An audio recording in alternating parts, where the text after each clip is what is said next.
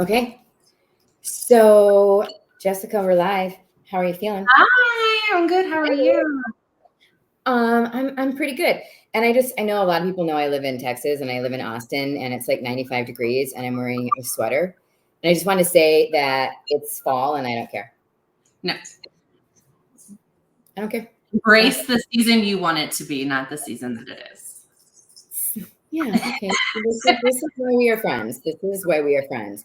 So, first of all, I want to just thank everybody for showing up and for joining this event. It's going to be me and Jessica. Jessica is an amazing, I almost want to say award-winning resume writer, and we're really lucky to have her. So I would love, as we go through this, we're going to go through this live in some sections, right? First, we're going to do a little overview. Then we're going to talk about the essentials of a powerful resume. We're going to talk about keyword optimization. We're going to talk about ATS, what you need to do to fight that beast, and best practices. And then really want you guys to ask us some questions. Try to stump the experts. No, I'm just kidding. Actually, maybe that'll be fun.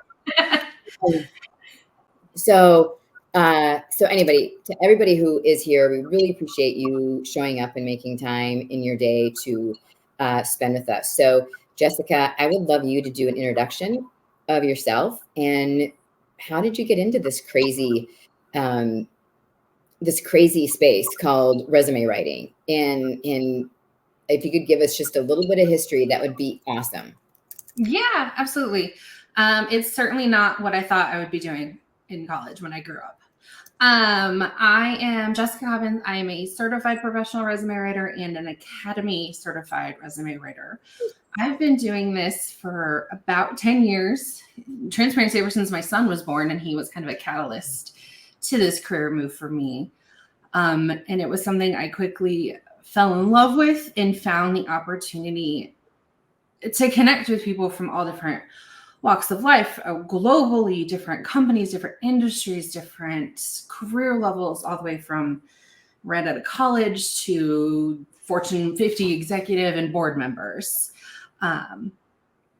So that's been kind of the amazing part of it is, while I get to kind of teach my clients about resume standards and how to position themselves kind of the best on the document, I also learn each and every day from them, what is going on in the operations world, what's going on in the supply chain world, what's going on in the tech world, all these things. So it's like I also get a lot of fulfillment from just learning from my own clients. How I got into it is a little random. I was previously management, and I was in HR, and I was in recruiting, and I had my son, and I went, daycare is real expensive. Is there something I could do from home to even earn a buck? And I had always had a passion for kind of helping who were my employees kind of build their resumes and move on, after college and, those types of things. And then I just kind of started small and I said, I understand resumes. I understand what they're looking for, and just kind of started helping people write their resumes. And then I kind of got hooked. You take a couple additional classes, you get certified, you work your way up from, professional levels, you keep, advancing in it, and then kind of blinked, here I've been 10 years later, and I can't ever imagine my life doing anything else. I'm obsessed with people helping kind of get that next level of their job. I love that. And what I love about this conversation and why I wanted you to join our career accelerator, aka the boot camp, is because you know a lot about different things in different areas. And one of the things that you and I bonded over was our geeking out over resumes and how you can build them and set them apart, but also the relevance of technology in this space, and how do you get past applicant tracking systems, and how do you build a resume that stands out? Because even though Intry is a technology platform, we still need the human, right? You still need the human connection. And I think that's really important in this day and age. Oh, and me, who am I? Okay, so I'm I know. Hi, everybody. So I'm Jennifer Sethry. I'm the founder and CEO of Intry Careers, and we built a patented resume software that gets resumes through applicant tracking system software. And for those of you who don't think you need an ATS resume, you do.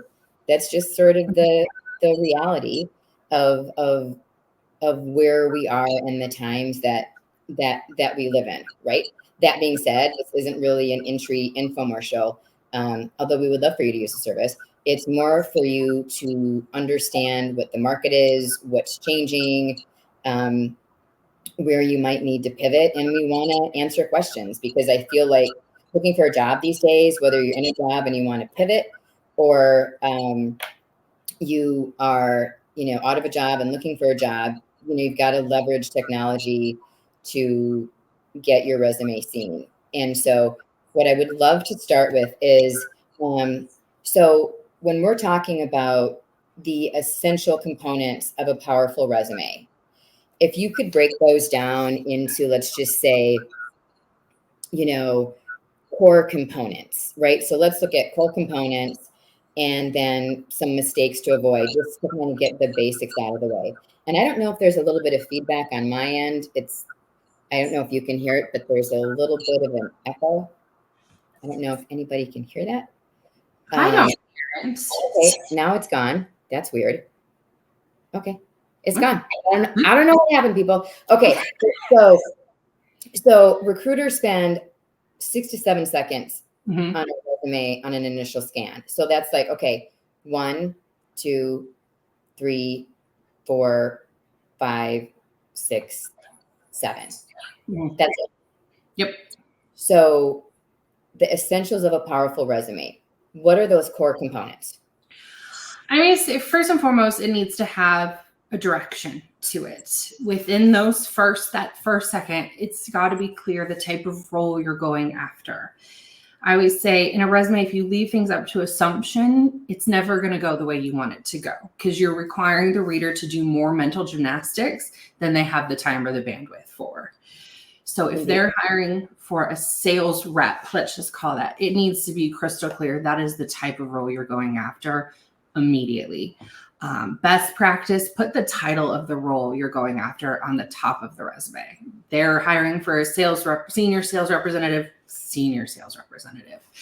Give them that immediate visual cue. This is the role I'm going after. I think diving, secondary to that, and they're all equally important. I would say then building your brand, your value in that space.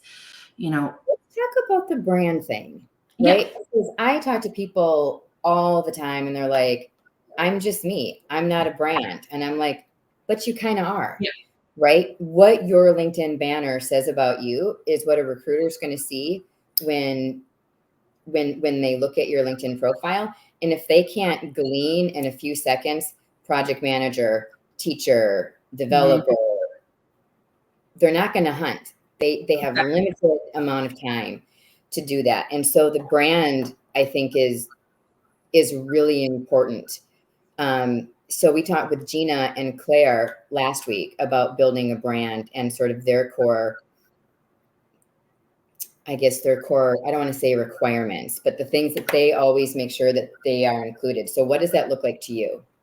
To me, and I think people get so overwhelmed when we talk about branding because it's such a marketing term and they think, well, I'm not in marketing. I'm not, to your point, I'm not a business, but we have to, especially in this modern, in this age of job searching where there is so much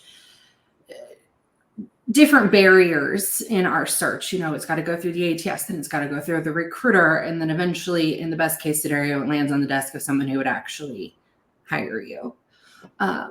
Think branding is more differentiation, the value building, but also take away the complexity and just think why you love doing what you do.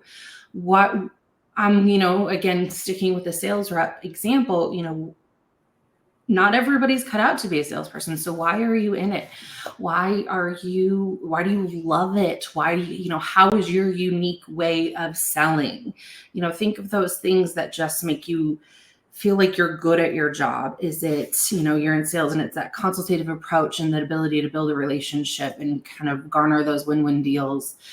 Are you in engineering or in product, and it's your ability to kind of balance that business and that technical side of the table and translate, what are those things that you just are good at, that you feel bring value to your team, to your projects, to your client, to your company in a way that makes you a good hire, a good team player, those, and try to think about it in away from the cliche attention to detail, strong communication, because everyone says that. Right.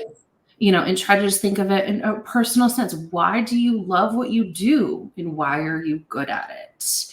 And then go from there. I want to jump into that just for 1 second. I think, we talk about hard skills and you talk about soft skills, right? Mm-hmm. And I am of the mindset that on a resume, you have to be really clear about what your hard skills are, right? You need to make sure that, if you're applying for a job as a sales rep or a marketing person or a developer or a VP of finance or whatever, that you have to make sure that the words that they're using in the job description are somewhere in your resume, and the keywords are in there, but also that, when you're listing what your hard skills are, that you can articulate what your soft skills are in your executive summary, with sort of dropping in some of the hard skills into that summary, because that's what people are going to read in that 7-second time.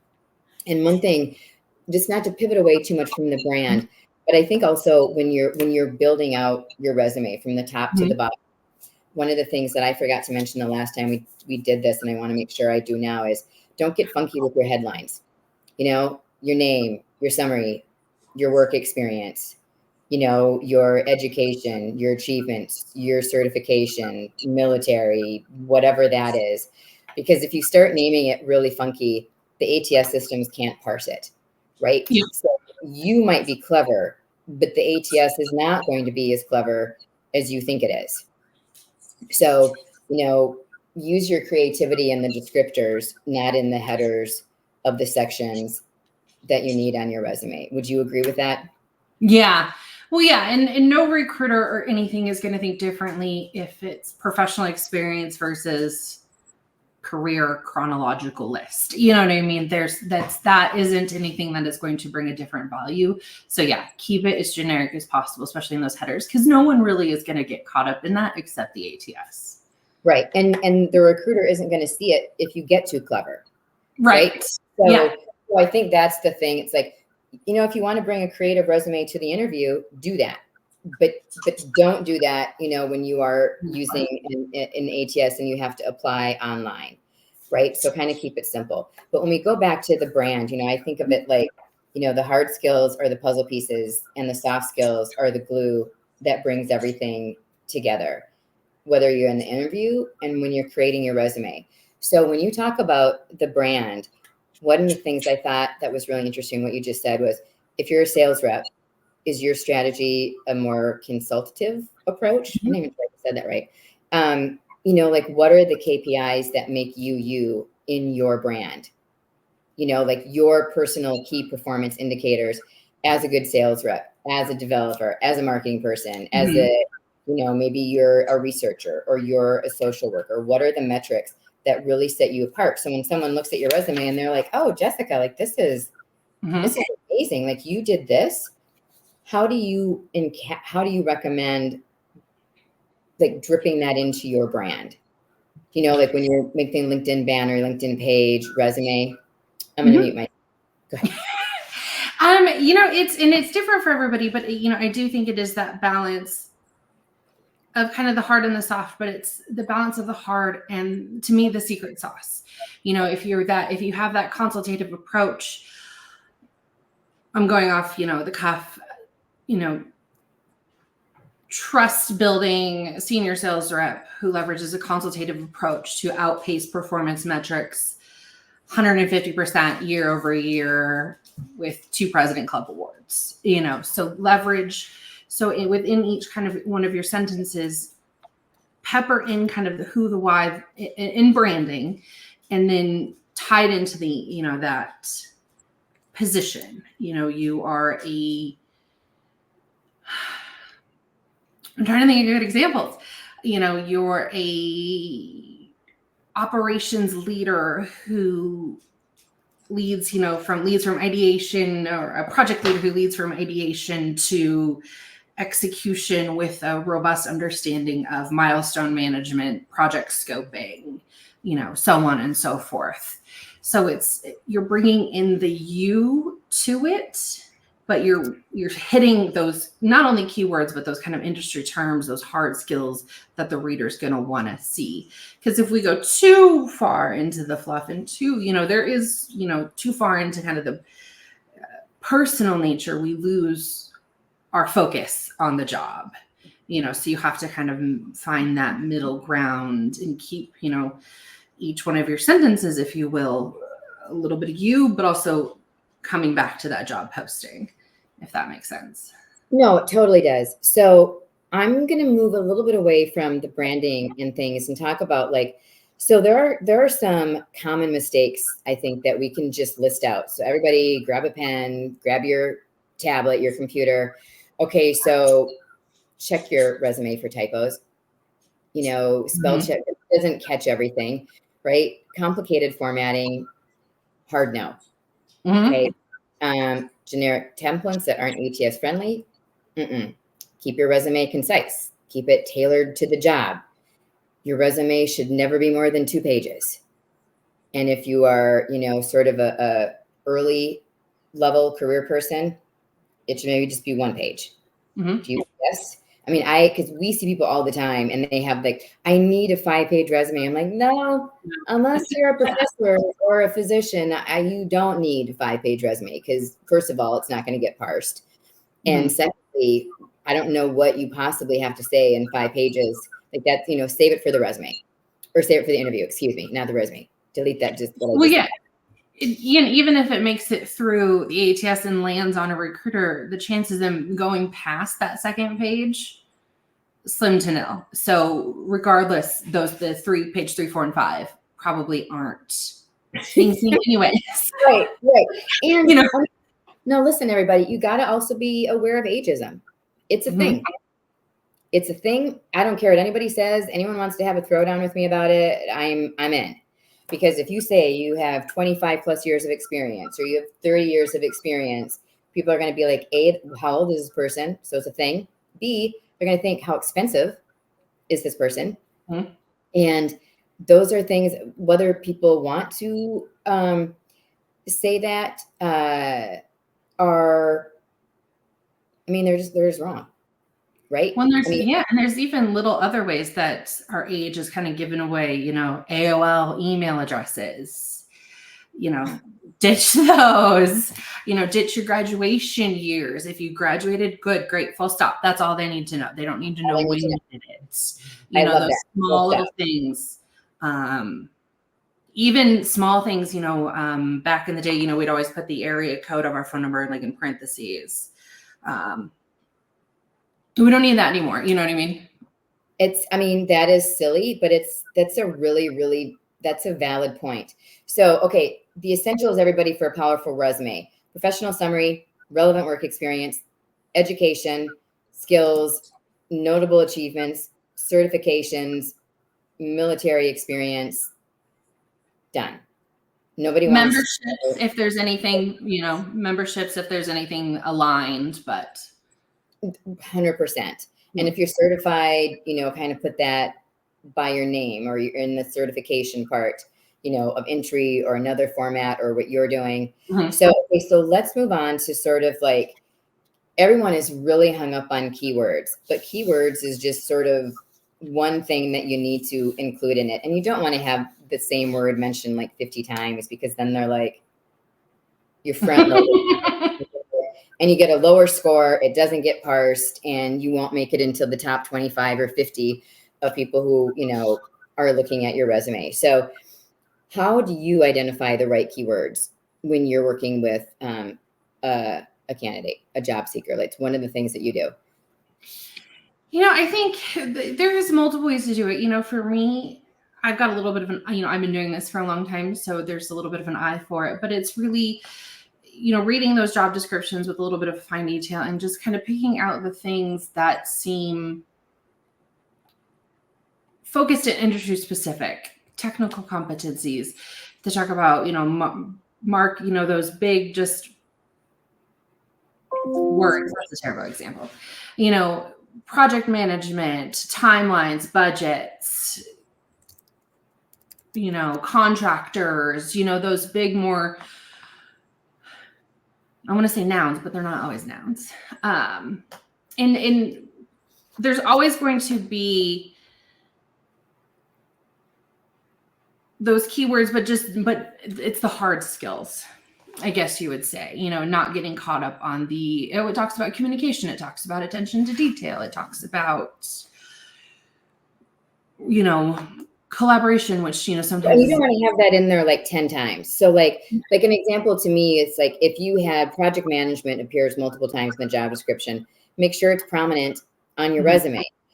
So like where Intry would jump in with that is like, our software would help you identify the most relevant keywords based on that job description that the company is using in their job posting, right? And so for us, that's like how we use the keywords to make sure they're integrated into a resume. But, something you talked about earlier that I thought was important, and that is, balancing keywords with natural language. Mm-hmm. So you're not just like, oh my God, project management, product development, owner, like not like that. Mm-hmm. What would you say? Yeah. And again, it's you're showcasing your qualifications and your qualities around it, but also your passion and your value around it. So you understand the fundamentals of project management, but in you're talented in rectifying timelines, bringing budgets, in alignment, or halting budget overloads. Find those keywords, but then I think so many people are kind of, most resumes have a keyword section, which is a modern tactic, but I think people only think about that keyword section and then they overfill it with 50,000 words and it gets kind of jumbled anyways. Okay. You want to know a fun fact? That in most ATSs, when you have the keyword section, you can only put in 16. Most, not all, can't parse more than that. So if you are gonna, fill out the keyword section, which I think is a good thing to do, put it with the ones that are the most relevant, and then sprinkle the other ones into sort of the sentences that describe what you do and what the analytics are. Like, you hit 250% of your sales goal by XYZ, right? Like give an example. So when they look at it, they go, oh, okay. Like, so I get that this person's really good at what they do, but they can also articulate in a sentence how they did it. As a person who's hired literally thousands of people, I'm always like, okay, that's a hard thing to do. It's a hard thing to do in ISM. And I think that's what you do as a resume writer is you kind of drag that out. Like you're interviewing them. You're like the hiring manager and the recruiter, and a resume writer, all in place. Yeah. And I think there's so much best practices or at least talk out there around a resume being concise. And while that's absolutely true, we don't want this overly text dense, impossible to scan document because your readers, even if you make it through the ATS and it gets to our living, breathing person, their eyes are going to glaze over because it's just too much, Too much.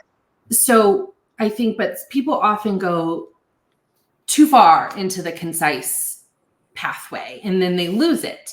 So I think it's also important that when we're talking about our competencies or qualifications, adding in those keywords that as concise as possible, keep our story.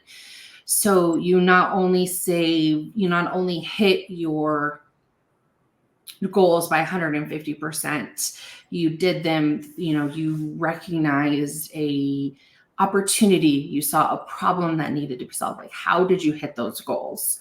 Was it just your ability to build relationships with, with accounts that were previously untappable? Let the reader know that not only you know how to do your job, you know how to do it well, but give them that little bit of a story so that they understand that it was really, that you really do know how to do these things, and get them excited about you. It ties back to your brand, right? It ties back to your LinkedIn banner. It ties back to the things that you're going to have on your LinkedIn page. One of the things that someone made a comment about is like, they told us in school to prove your work, right? That's what your resume is. Your resume is you proving your ability to do that job that you're either applying for or someone is recruiting you for, and to be able to, clearly articulate that. So just to pivot, and I just want to keep mindful of time. So let's just talk formatting for a second for like impact and clarity. So when you are building out a resume, and let's say you're not using Intry, which would be sad, but let's just say for fun, that you're not. And what do you think are, like, I have my list, but I want to see what your list is for best practices for readability. Yeah, I mean, first and foremost, don't get crazy. I think there's so many different Canva designs and things out there that are beautiful, but they are a nightmare, obviously, in many ways to the ATS system, but, keep it simple, keep it clear, keep it concise. Content is going to be king in a resume. So don't go over the top. No photos, no insane. Oh my God, no photos. No. Your LinkedIn is the place for your photo. It does not need to be on your resume. And then it's also space. You're taking up space with a big photo of yourself when we want the content to be our focal point. But, running down the list, obviously start, your name, contact information, keep it out of a header. Sometimes headers aren't picked up by the ATS system. So, don't use a header when you're putting all your personal information. Especially if they're crazy. If they're crazy headers, right? If you keep it simple, like we talked about earlier, you're gonna be A-okay, right? Right. Yeah, and then you go immediately into your professional profile, which is your kind of your branded section, if you will. Again, short and sweet. This is typically a little bit of a shorter paragraph, 2 to 3, maybe 4 sentences. And then usually that follows the keyword section. Again, to your point earlier, keep your sections very generically named, areas of expertise or just core competencies. It doesn't have to be something over the top because the ATS isn't going to pick up on it anyways, and a recruiter's not going to care. And then dive into your professional experience. And then especially in the professional experience, whenever possible, I like to counsel my clients to pull away in whatever way possible, kind of their more achievement-based bullet points, because those are your differentiators. We don't want our recruiter getting lost on just a bunch of, or our reader lost on just a bunch of job duties. While it's important, we're trying to build the value of our candidate. So ensuring that the eye goes to some of those achievements. That quantifiable is great, but they're not always quantifiable, but that show that you've been successful, you've solved problems, you've executed projects, those things that you look back, if you were to look back on your role and go, I'm really proud of ABC, right? Yeah, A, B, C, D, E, F, G. Tell that, because if you're proud of it, it's probably amazing. You're going to be able to build your value on the resume. And then in a best case scenario, you're asked about it in an interview and you're already proud of it. Now you get to talk about it. It's full circle, so, and then obviously ending with education, certifications, military experience, memberships would go towards the bottom, things like that. Right. So I agree with everything you just said. And what I'm going to add to it is, okay, so I would say use simple layouts. Don't, like no Canva, no Etsy. Bring those to the in-person resume. Fabulous. But don't do them when you're submitting it online. Consistent fonts, which, I just put a list of them, but you've got Arial, Calibri, Times New Roman, Verdana, Georgia, Tahoma. I killed that one. I'm not going to say the last one because I just can't. I'm going to murder it. And, use bullet points to make your resume scannable. Don't use arrows. There's 127 different reasons why we found in building Intry why resumes don't get through. Some of them are technical, like the fonts and that. Some of them are inherent bias that sadly are built in. But for the things that we can see, simple layouts, consistent fonts, bullet points to make it scannable, avoid tables. Please don't do that. I don't care if in your summary you make a table. I guarantee you it's going to be hard to parse. Images, no images, people, no images. Graphics, because they interfere with the parsing. So, the effective font. So Lindsay, to answer your question, I put that in the chat. But the bullet points also help highlight achievements and clear section headings, guide the reader to your point. So you're putting the certifications on the bottom and you're taking the top part of your resume as the important real estate. And those are the 6 to 7 seconds that a hiring manager or a recruiter are going to use, right? So to me, that's like the most powerful. Like I think of a resume as a well-organized bookshelf, right? Like everything should be easy, everything should be relevant, and everything should be consistent. Like you're not going to have the big book next to the little book, right? That doesn't make any sense. So, and I think relevance is critical, especially as it aligns with the job, pathway we're going and the job we're applying for. And it kind of comes back in, adjusting your resume based on the job posting that you're going after. Because while you may have a whole different career path that you had, 10 years ago, if it's no longer relevant, it's no longer, doing you justice, and it's just adding content to the resume. So let's talk about some ATS hacks. Oh, I hate saying that. That just sounds it's like saying drunk, like I would never say I'm drunk. I would say maybe I'd been overserved, It sounds better. I mean, and I hope so. I'm just going to forget I just said that. Okay, Jessica, we're going to just delete that. I'm just kidding. So, the ATS, what's a better word than that, than hacks, right? Opportunities, best practice, tailoring your resume. So I want to talk just briefly about ATS software, because I think it's important for people to understand what is real, what isn't, what's factual. It's not just a filing cabinet, okay? It's not your resume going through and then recruiters and hiring managers can just go through it, right? There are job descriptions that are put in there. There are key metrics that each resume that is applying for that job has to hit. You get a score after it's been filtered, and then those are the ones that rise to the top, and the ones that don't go to the bottom. It's not necessarily that it can't be found, but it's not going to be easily identifiable as it goes through an ATS system. Right now, 98% of Fortune 500 companies use ATSs to filter, rank, and manage applications. So it scans the resume for keywords, formatting, and specific information.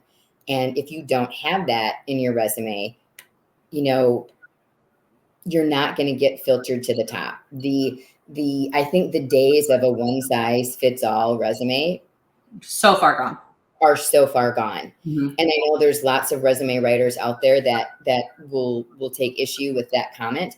But, we spent years building out software and trying to get job seekers a strategic advantage to get the interview, right? Now, once you get the interview, it's up to you, unless you go through our career accelerator and then we give you, the step-by-step process to nail the interview. But, we've reverse engineered hundreds of applicant tracking system software, and I can tell you that it's real. And there are thousands of resumes coming in for each job, and ATS has a job to do, and it's necessary. HR is some of the first areas that get riffed. I mean, you were in HR, right? It's like, oh, we don't need a big HR team. Let's just reduce the team, put a blindfold on, tie their hands behind their back, and have them, jump on one leg and go, okay, we need you to do better and do more with less. And we're going to judge you harshly if you can't. right? Kind of unfair.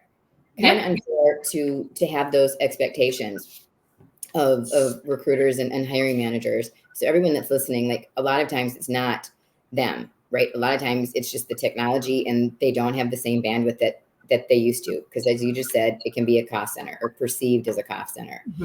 So with thousands of resumes that are coming in for each job, the ATS helps the recruiters and the hiring managers ideally quickly identify top candidates.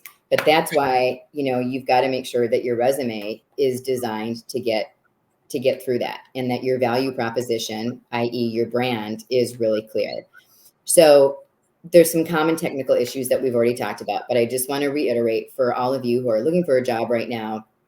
And I write like a third grader, so just bear with me, but complex formats like tables, don't do that. Images, don't do that. Graphics, don't do that. They can confuse the ATS software and prevent it from reading your resume correctly. That's just how it is. Unsupported file types might not be parsed properly, which is why, like PDFs are good. A Word document, even though I think everyone thinks that a Word document is the proper format, it's not generally, especially for older ATS softwares. Some of the newer ones, it's easier to have different kind of documents that can get parsed through the ATS system. What do you want to add to that? Sorry, I kind of took all the oxygen out of the room on that one. I think those are the big ones. And then I think obviously adding in, the keywords and kind of the things that you add in, helps you solve those problems. Because I was reading an article, I guess, and 75% of resumes submitted have readability issues. So that's how many candidates are applying to ATS systems that are struggling just through that parsing phase of it.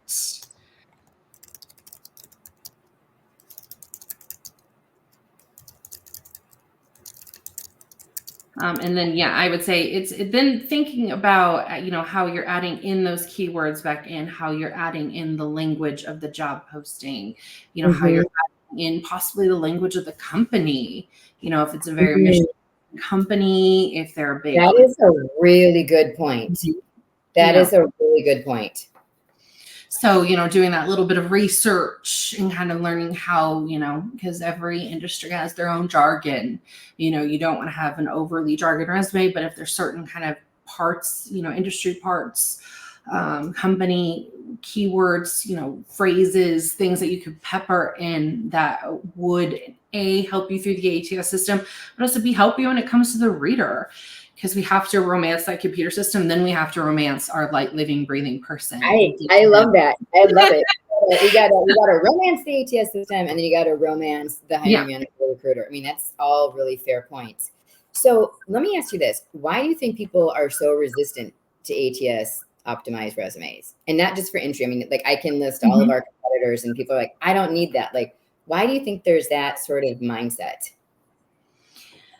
I think it stems from a few things, possibly a misunderstanding of really where the ATS is coming into play, how it's coming into play, what roadblocks it is actually putting up for a candidate. I think in honesty, and I honestly think that I think people think keywords is the only facet of it. It just, you have to just pepper in all the keywords. I've even seen hacks about copy and pasting the job posting into your resume and just making it really small and white, things where they think it is a one road issue where it is keywords and keywords only. And if you just have the keywords and everything, then everything else is fine.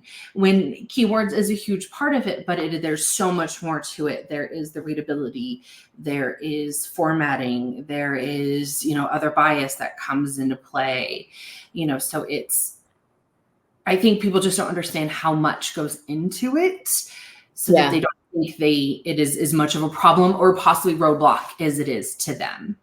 So I hear a lot from people like, They think, job seekers think if you are tailoring a resume for ATS, it takes away from the personal touch or creativity. And I do think there's some validity in that, but you don't want your creative resume to go through an ATS because your creativity isn't going to be shown.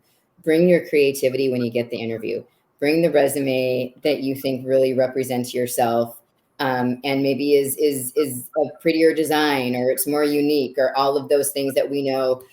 Image it up if you feel like you need to when you get to the resume, right? But don't do it for the ATSs.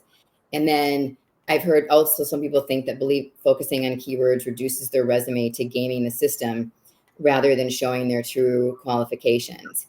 And I think that, listen, why would you not want to game the system? Seriously. Exactly. If the system's holding you back. Yeah. Why would you not want to take every possible action to game it? It's gaming you.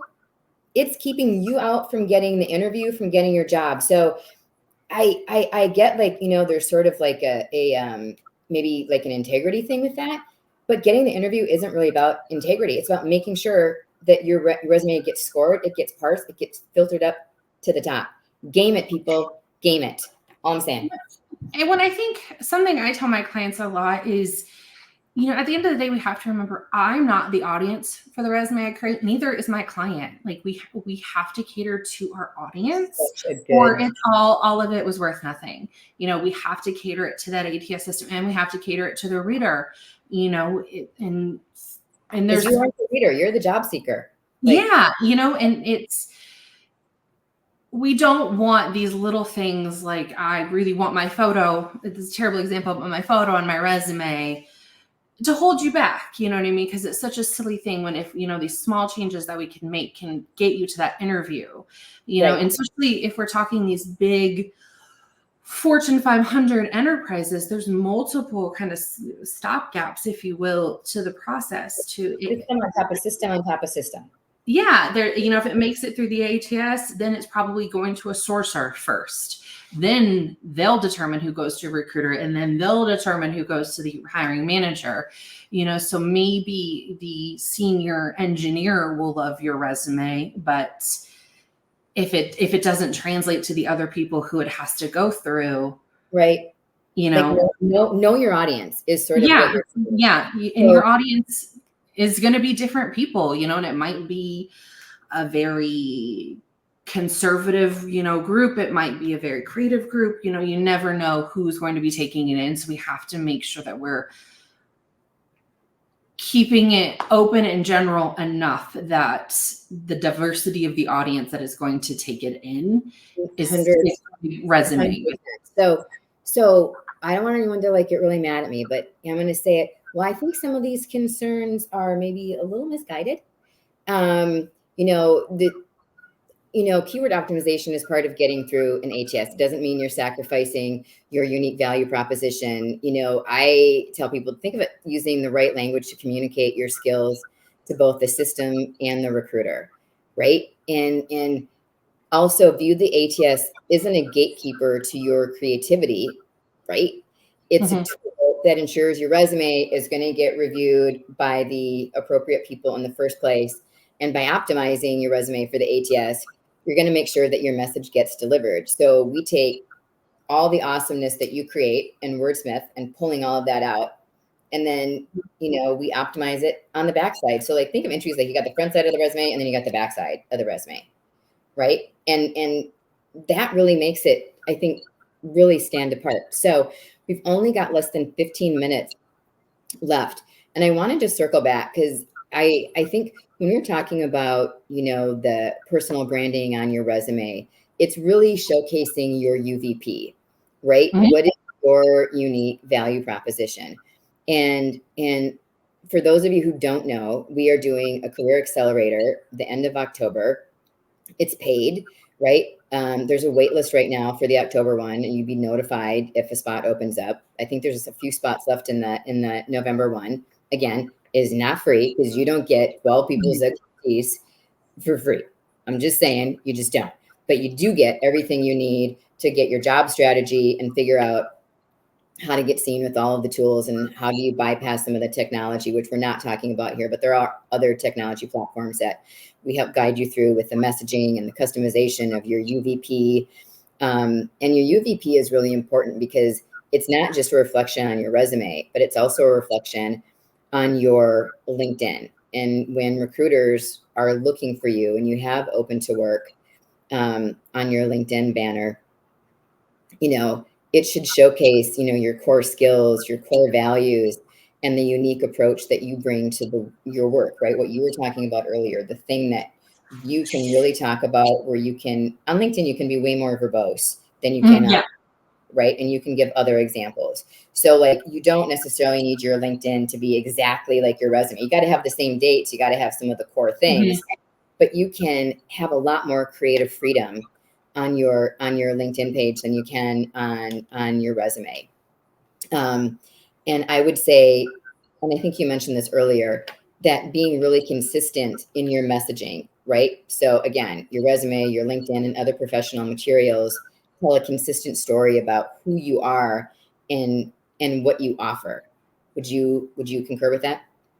Yeah, and absolutely. And I think, when we're developing that unique value proposition, we have to remember our mission in the end of all of this is not only to showcase qualifications, key achievements, keywords, all the things, but it's to get the reader want to meet us. It's to land that interview. It's to get them to go, I want to talk to this person, because you can feel the kind of the passion come through on the resume, trying to showcase all those things, but in a way that gets the reader excited. If they're going to take those 6 to 7 seconds, maybe we can get them to take an extra 3, an extra 10, just by getting them engaged and kind of bringing them in with a little bit more of passion and a differentiation to how you've delivered yourself than, what is the boilerplate of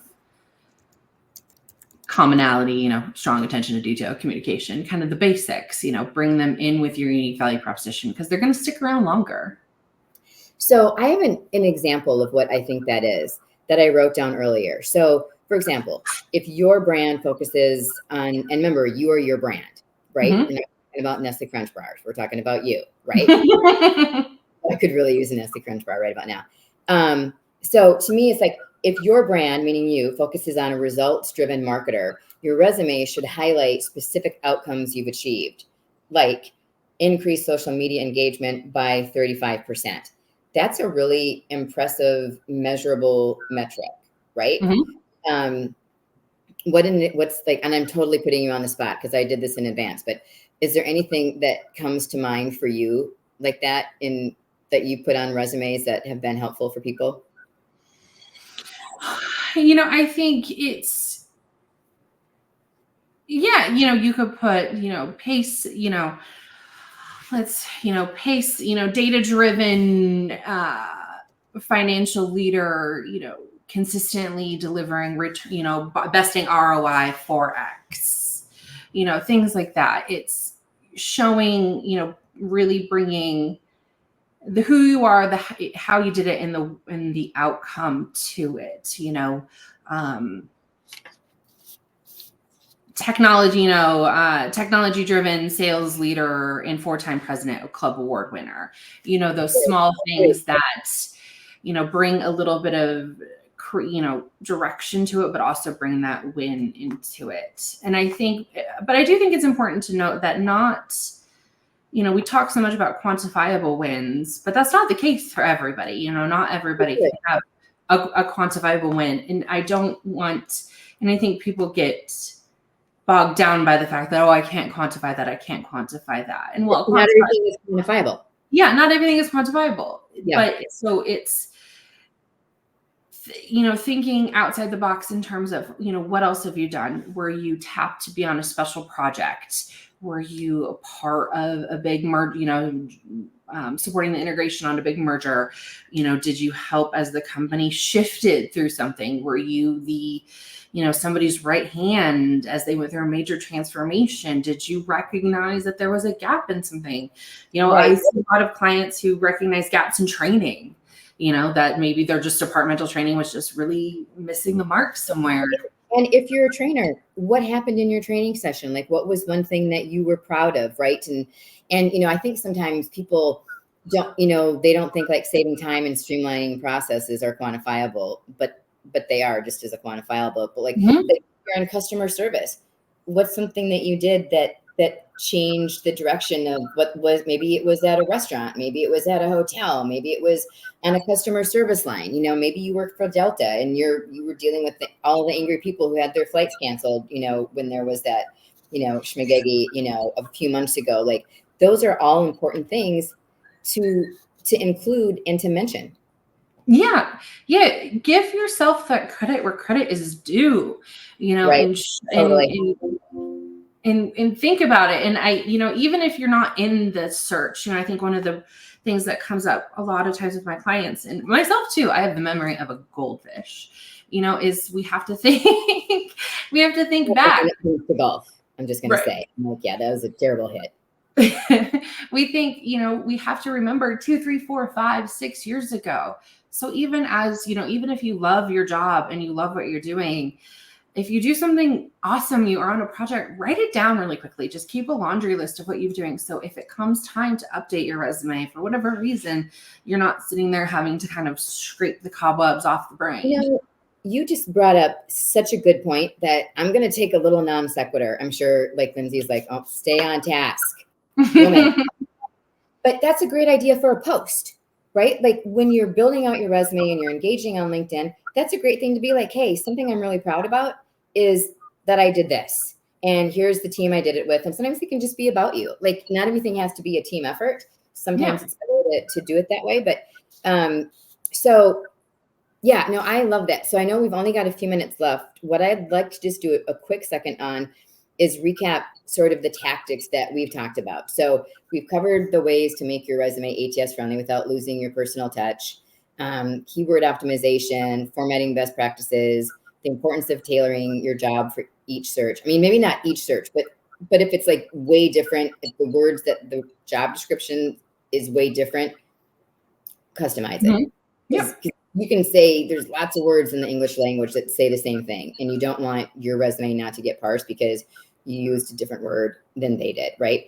So one of the statistics that we know from at Intry is that if you tailor your resume for each application or most applications, you get a 20 to 40% more likely to be contacted by a recruiter or a hiring manager. That's a big ass number, right? Oh, you probably shouldn't swear on that. Sorry, everybody. Something I think to add is I think people forget, part of what I talk to my clients about is intention through our entire process. We have to kind of go with it, customize your resume. So, you have the intention of applying for that role, customize your cover letter, do all those things because it gives the reader that feeling of intentionality. You took the time, the effort to customize everything based on their company. And it just, it aligns with them more. It's not fun how long it takes, but it will get you further if you, instead of just taking a resume and throwing it into the wind, quick applying yourself, blue in the face. Okay. And just, oh my God, people. Okay. If it says you need a cover letter, include the cover letter. Okay. Yes. It's not a should I, it's a yes, you should. Okay. Yeah. Also, always click applies. Yeah. If there are two options, you're going to do the harder option. The one click apply is a lot of times how companies filter you out because they're like, if they're not going to take the time to fill out the application, then they're not really interested in the job. So use a cover letter unless they say they don't want to see one. Use it because it's the perception of it. Over 80% of recruiters and the powers that be, they still want to see it, whether they read it or not. They want to see that you took the time to include one. Right. So, and you said something that I wanted to just circle back with. In the cover letters, I have found it to be more effective when you align with the mission and value of the company. You're not going to reiterate their mission statement to them. But if you use some of the keywords that are in their mission statement, there's something that triggers with the recruiter and the hiring manager that goes, yeah, okay, we're ideologically aligned. It's Yep. important. It's just that little bit of research that's sort of the difference. So I would do that. So I think I don't see any more questions in the chat. I'll take a little perusal. And don't But start your cover letter with the generic line. Make that first sentence a powerful one. I'm applying to this role that I found on Indeed. No, don't do that. Well, it's pointless, and you're just like everyone else. Lead branded statement. Keep it short and sweet. You don't want to be like everybody else when you're applying for a job. You want to stand out. So, so listen, for those of you who are still here and you spent your time with us, thank you so much. So start applying these strategies to improve your job search and the outcomes, because the sooner you optimize your resume, the sooner you work with someone like Jessica and Intry, you're going to see better results. So I would say, you guys, if you want, you can reach out to me. You can reach out to Jessica if you want to learn more about what it is that we do collectively, individually, and to learn more about the Career Accelerator. If there's someone that you think that might need that service who doesn't want to spend 3 months going through the process and you want to do it in 2 days and fill up your briefcase and knock it out of the park, then we're a good place for you. But whether you reach out to Jessica or you use tools that Intry has and provides, for your tailored guidance, use other services and resources that are going to make your optimization of your resume easier and better, because technology is sort of stacked against you at this time and at this juncture. And as HR teams and recruiting teams are getting smaller, there's going to be more onus on you as the candidate to figure out the solutions to be seen. So especially for, in the land of remote, where you don't have to be even in the same state to apply for a role. Now you're competing nationally. So the rules have changed a little bit, and we have to adapt. Yeah. And so as we're winding this down, I just want to say, Jessica, thank you so much for spending time with us today and answering questions and sharing your experience. That's a lot to ask, and I appreciate it. And I'm sure that everybody watching really appreciates it. For all of you guys, stay connected, reach out to us on LinkedIn. You can follow us or you can connect us. For updates, we do 2 lives a week where we talk about different tips and tricks, and we bring our authentic selves. And sometimes you like what we say, and sometimes you don't, and that's okay. If you don't, you don't need to watch. And I would just say, remember, optimizing your resume and using, resources like Jessica are the first and second steps in landing the job that you guys deserve. That really is truly a core foundation for moving forward. And I guess take what you've learned, if you've learned anything, if you think we've been helpful, and start making those changes. Because you just, you never know when the next opportunity is going to be right around the corner. So that said, Jessica, thank you. Thank you. It was such a pleasure. And we're out. And